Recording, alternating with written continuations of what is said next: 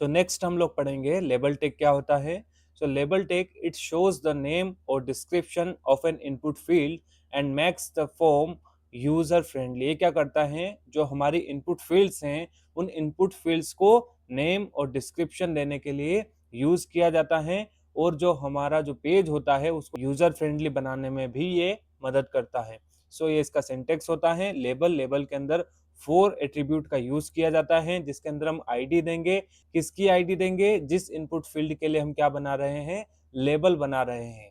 सो यहाँ पर जो 4 हैं, the 4 attribute contains ID of the input element. 4 जो एट्रीब्यूट है वो क्या कंटेन कर रहा है, आईडी कंटेन कर रहा है किसकी, इनपुट एलिमेंट की। सो इसकी प्रैक्टिस करते हैं। हम आ गए हैं वीएस कोड पर। यहाँ पर हम लेबल टैग की प्रैक्टिस करेंगे। सो लेबल टैग का यूज हम क्यों कर रहे हैं, इनपुट फील्ड को टाइटल या डिस्क्रिप्शन देने के लिए। सबसे पहले फॉर्म टैग का यूज करके फॉर्म कंटेनर बनाते हैं, जिसके अंदर एक्शन एट्रीब्यूट है, इसको हटा देते हैं। फॉर्म कंटेनर के अंदर हम एक इनपुट फील्ड बनाते हैं, जिसके अंदर टाइप क्या दे देते हैं, टेक्स्ट दे देते हैं। इसके अंदर प्लेस होल्डर दे देते हैं, is equal to enter your name, और यहाँ पर नेम दे देते हैं। नेम के अंदर फुल नेम, उसके बाद यहाँ पर आईडी दे देते हैं। आईडी इसको क्या देते हैं, इस एलिमेंट को आईडी देते हैं, let's say my name.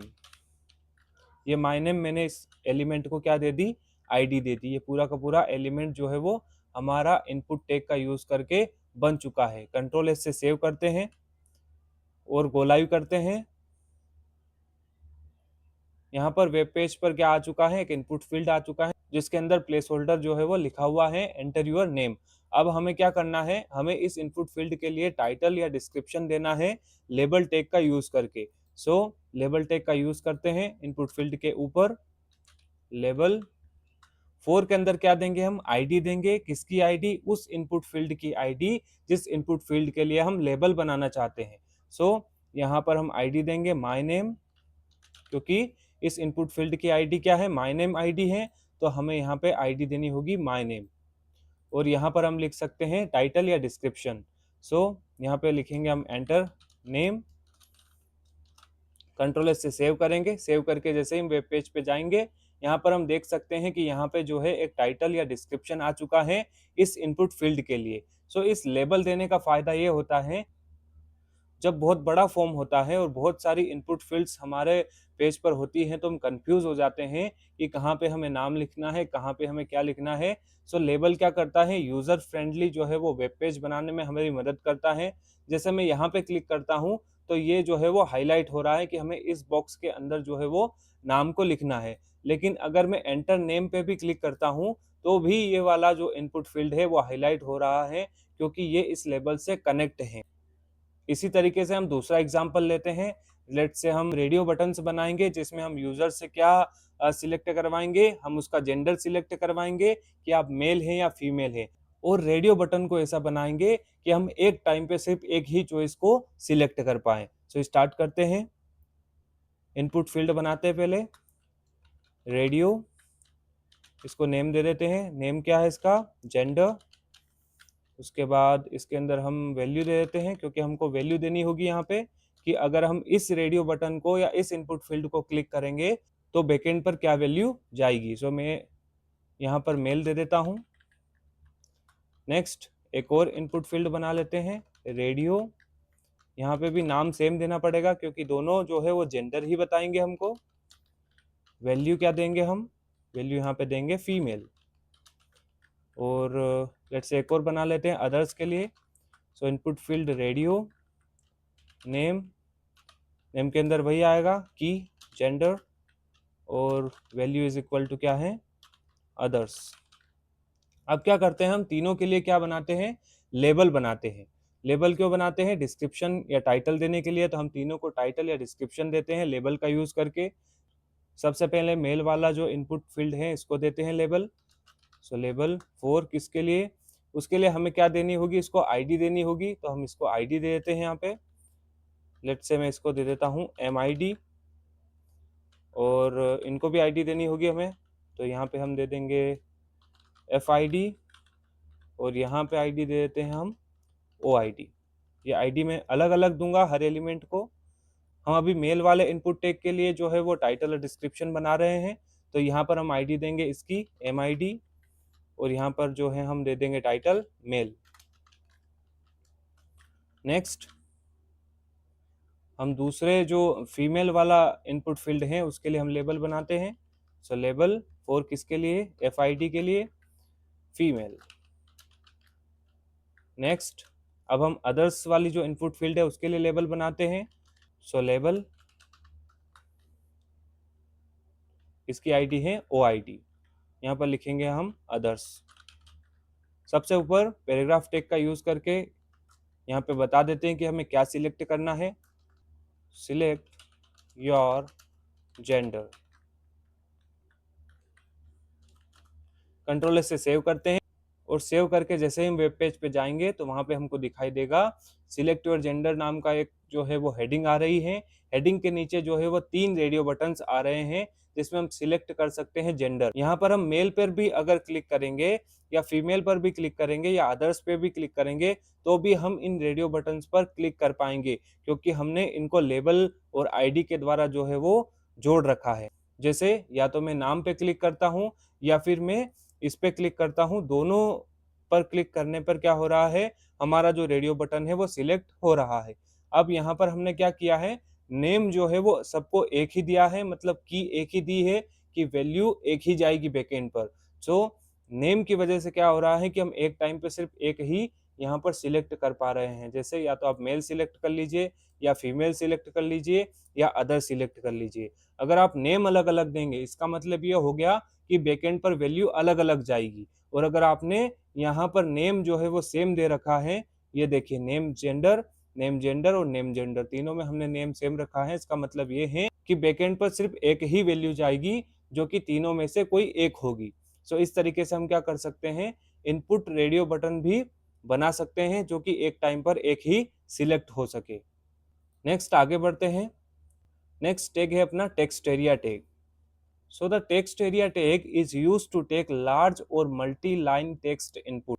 Text area tag एक ऐसा टैग होता है जिसका यूज किया जाता है यूजर से मल्टी लाइन जो टेक्स्ट होता है, मल्टी लाइन टेक्स्ट को एज अ इनपुट लेने के लिए, कि यूजर जो है वो उस बॉक्स के अंदर क्या करे, मल्टी लाइन जो है वो अपना इनपुट लिख सके।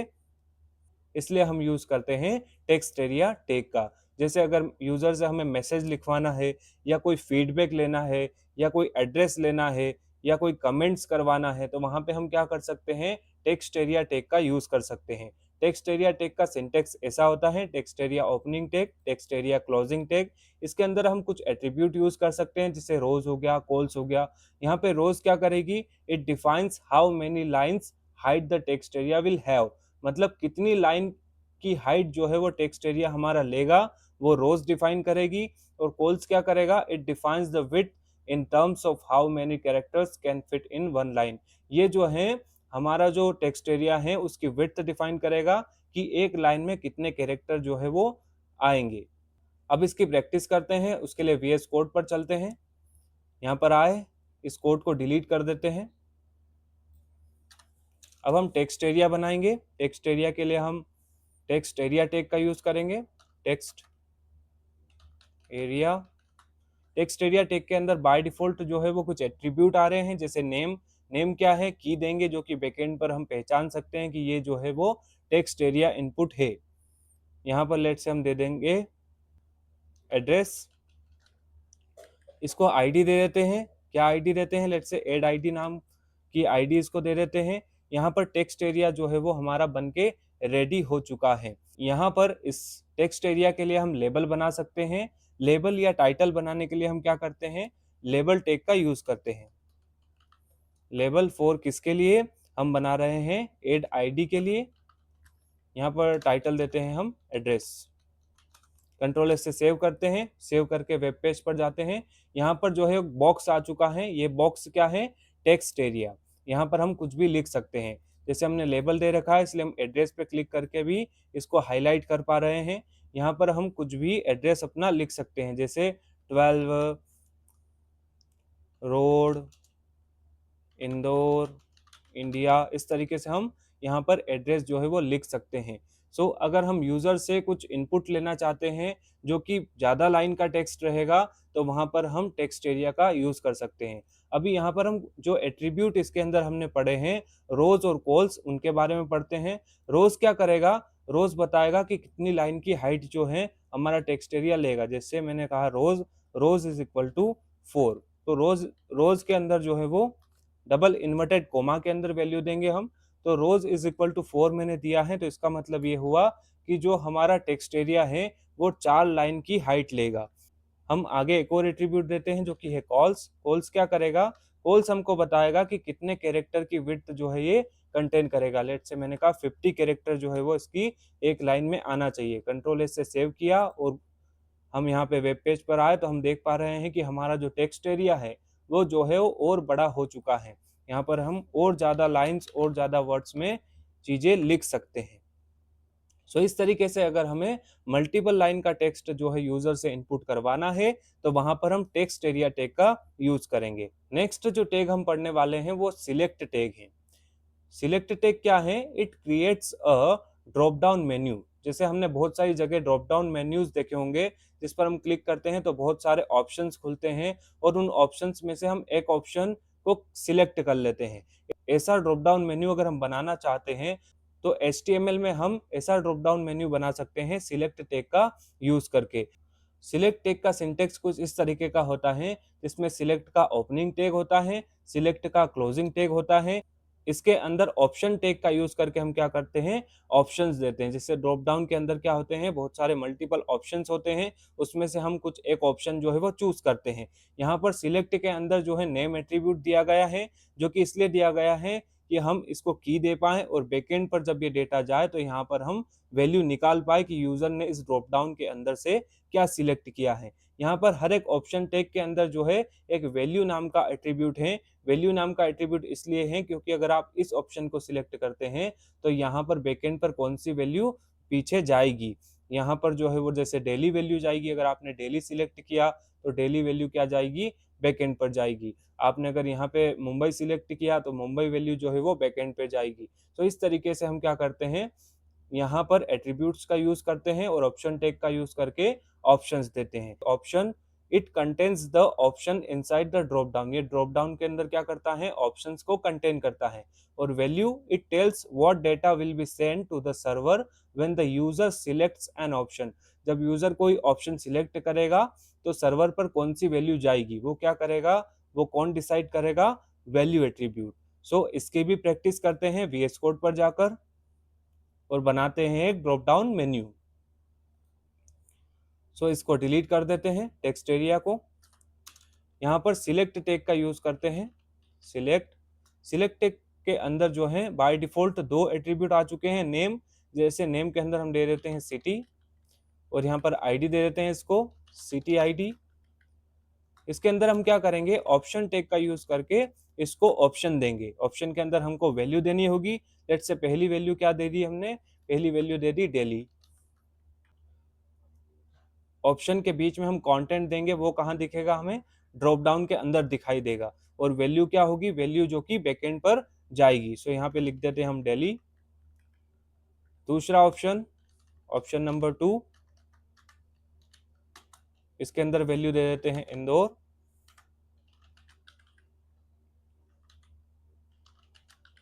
इंदौर हमें दिखेगा। ऑप्शन नंबर 3, यहाँ पर हम दे देते हैं लेट्स से मुंबई।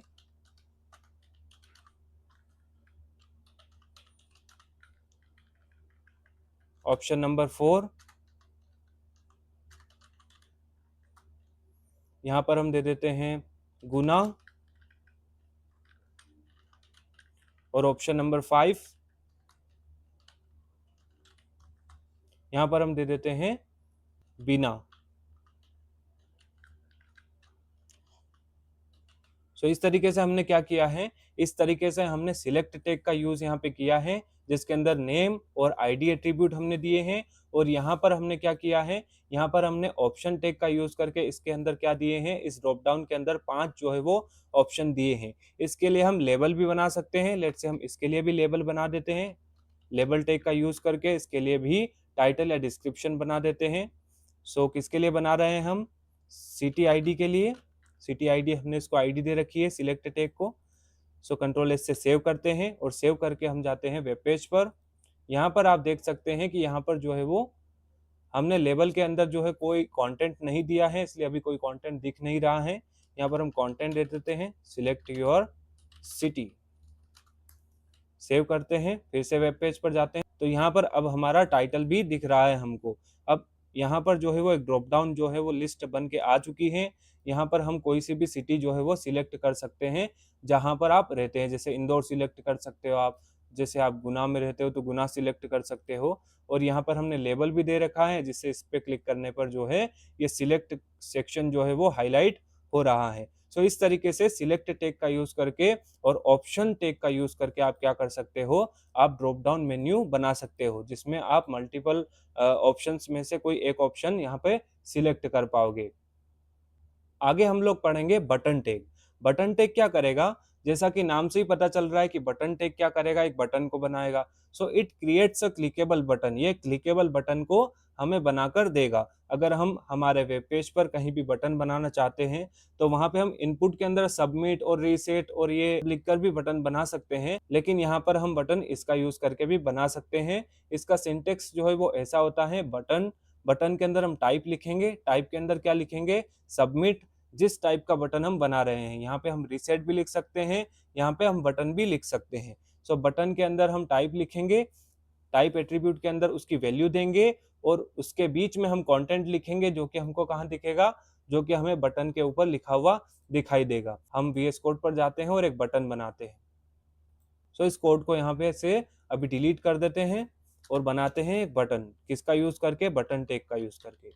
इसके अंदर हम टाइप एट्रीब्यूट का यूज करते हैं जिसमें हम दे देते हैं सबमिट और यहाँ पर हम लिख देते हैं क्लिक मी, कंट्रोल एस। जैसे हम वेब पेज पे जाएंगे, क्लिक मी नाम का एक बटन बन चुका है और जो इसको क्लिक करने पर क्या होगा? हमारा फॉर्म सबमिट होगा। यहाँ पर हम और वैल्यूज भी दे सकते हैं टाइप के अंदर। लेट्स से हम रीसेट वैल्यू दे सकते हैं जिससे क्या होगा? रीसेट बटन बनेगा जो कि फॉर्म में वैल्यूज एक बार अपन ने फिल कर दी, उसके बाद अगर हम रीसेट पे क्लिक करेंगे तो वैल्यूज सारी क्या हो जाएगी? एम्प्टी हो जाएगी। हम फिर से वहां पे वैल्यू भर सकेंगे इनपुट फील्ड्स में।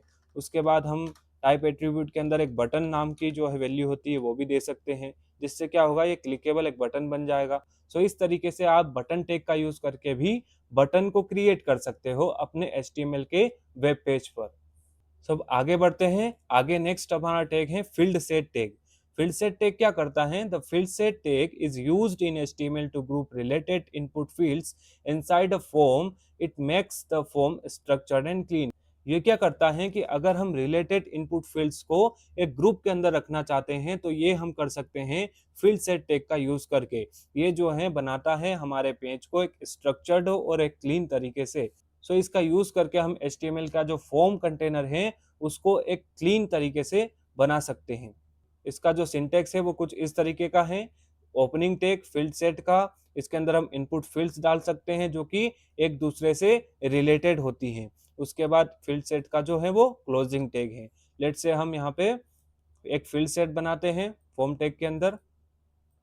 सो अभी पूरा कोड डिलीट कर देते हैं। सबसे पहले फॉर्म टैग का यूज करके फॉर्म कंटेनर बनाएंगे। इसके अंदर से एक्शन जो एट्रीब्यूट है उसको डिलीट कर देंगे। इसके अंदर हम एक फील्ड सेट बनाएंगे और फील्ड सेट के अंदर हम क्या डालेंगे? रिलेटेड इनपुट फील्ड्स जो कि एक दूसरे से रिलेट करती हो। जैसे ऐसी इनपुट फील्ड्स जो कि पर्सनल डेटा जो है यूजर से लेती हो, उन सारी फील्ड्स को हम जो है एक ही फील्ड सेट के अंदर डाल सकते हैं। जैसे इनपुट फील्ड टेक्स्ट, यहाँ पे प्लेस होल्डर दे देते हैं, placeholder is equal to enter your name, name दे देते हैं यहाँ पे, फुल नेम, आईडी दे देते हैं, नेम आईडी। इसके लिए एक लेबल बना देते हैं, लेबल फॉर किसके लिए? नेम आईडी के लिए। यहाँ पर हम लिख देंगे फुल नेम। नेक्स्ट दूसरा इनपुट टैग बनाते हैं, इनपुट, इसके अंदर हम देंगे ईमेल, इसके अंदर प्लेस होल्डर देंगे, एंटर योर ईमेल, इसके अंदर नेम देंगे, ईमेल और इसकी आईडी देंगे क्या, ई आई डी। इसके लिए अभी हम लेबल बना देते हैं। लेबल 4 किसके लिए, ई आई डी के लिए, ईमेल। नेक्स्ट इनपुट फील्ड एक और बनाते हैं, input password place holder, enter your password name,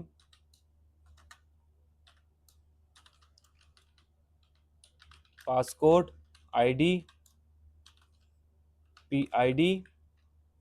इसके लिए भी लेबल बना देते हैं।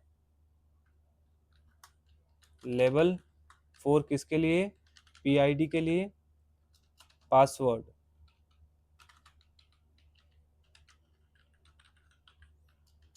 सो इस तरीके से जो फील्ड सेट टैग हैं, जिसके अंदर हमने क्या किया है, 3 इनपुट फील्ड का यूज करके 3 जो है सिमिलर टाइप की इनपुट फील्ड हमने बनाई है इस फील्ड सेट के अंदर। इसको कंट्रोल से सेव करते हैं और सेव करके देखते हैं कि फील्ड सेट जो है इनको कैसे स्ट्रक्चर्ड वे में हमको दिखाएगा।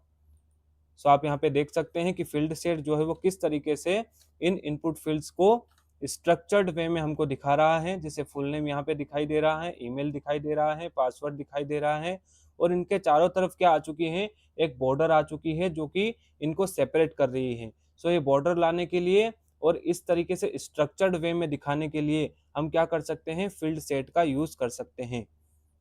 नेक्स्ट आगे बढ़ते हैं। लेजेंड, लेजेंड टैग क्या करता है, the legend tag is used inside field set to give a title or heading to a group। ये क्या करता है, जो फील्ड सेट है वो फील्ड सेट का जो ग्रुप होता है उसको टाइटल देने के लिए हम लेजेंड का यूज करते हैं। जैसे इसका सिंटेक्स इस तरीके का होता है कि हमने फील्ड सेट बनाया, फील्ड सेट के अंदर जो है वो इनपुट टैग्स दिए, ये इनपुट टैग्स हैं, और फील्ड सेट का जो ओपनिंग टैग है उसके जस्ट बाद लेजेंड टैग का यूज करके क्या देंगे, उसके अंदर हम टाइटल देंगे जो कि फील्ड सेट का टाइटल बनेगा। सो यहाँ पर हम आते हैं, फील्ड सेट के अंदर जो है हम जस्ट बाद यहाँ लेजेंड टैग का यूज करेंगे। लेजेंड के अंदर हम टाइटल देंगे, लेट्स से मैंने दिया पर्सनल इंफॉर्मेशन। कंट्रोल एस से सेव करते हैं, सेव करके वेब पेज पर जाते हैं तो यहाँ पर इस फील्ड सेट पे क्या आ चुका है, फील्ड सेट पे टाइटल आ चुका है कि इसके अंदर हम क्या लिख रहे हैं, पर्सनल इंफॉर्मेशन लिख रहे हैं, और इसके अंदर हमने फील्ड सेट के अंदर क्या डाला है, रिलेटेड इनपुट फील्ड्स को डाला है। ऐसा ही हम और फील्ड सेट बना सकते हैं जिसके अंदर सिमिलर जो है रिलेटेड इनपुट फील्ड्स को हम डाल सकते हैं।